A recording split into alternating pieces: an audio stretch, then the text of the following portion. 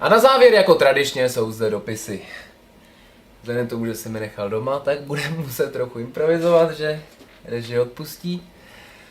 Přemýšleli jsme nad nějakou písničkou, básničkou a to je asi v mém podání trošku zbytečné. Můžeme zazpomínat třeba na to, jak nám slečna, tuším, že Rescue Unit 1 píše každých zhruba 5 minut sáhodlouhý elaborát o tom teda, co si myslí o Score, jak moc nás pozdravuje. A jak to, že před 5 minutami jsme jí ještě neodpověděli, tak to je takové úsměvné. Tak nám prošťoukli lineu konečně, tak to je dobrý. To je premiéra. Redakce Score. Dobrý den. Jo, víme. Jo, Half-Life 2 jako plnou hru na Vánoce, to asi ještě. Možná tu jedničku, ale to asi určitě ne. To je všechno. Tak děkuju.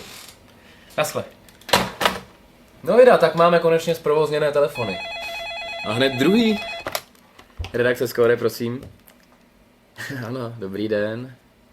Předplatitel, výborně. Rozumný. No, líbí, díky, to je milý. No ne, tak jako... Já si myslím, že na Oscara to není ještě. No tak na český holva určitě, tak to je jasný.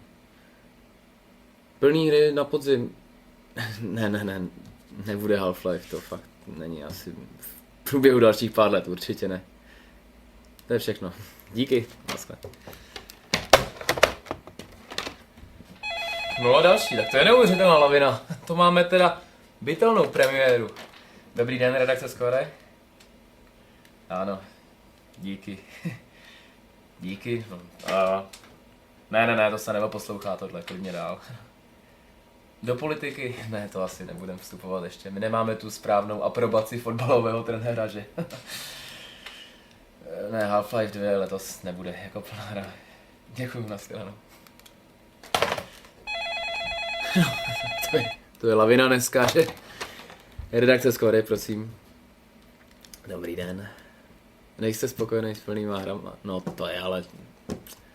Já jako samozřejmě do vkusu se netrefím každému, ale tak to jsou rok, maximálně 2 starý kousky, jako parádní v češtině. Jsou 2 na jednou. Teďka Silent Storm, to je prostě hra roku 2003 skoro.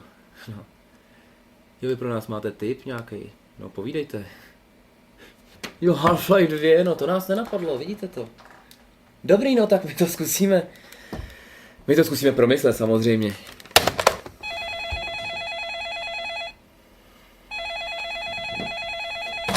Nebude Half-Life a ovečku si udejte sami!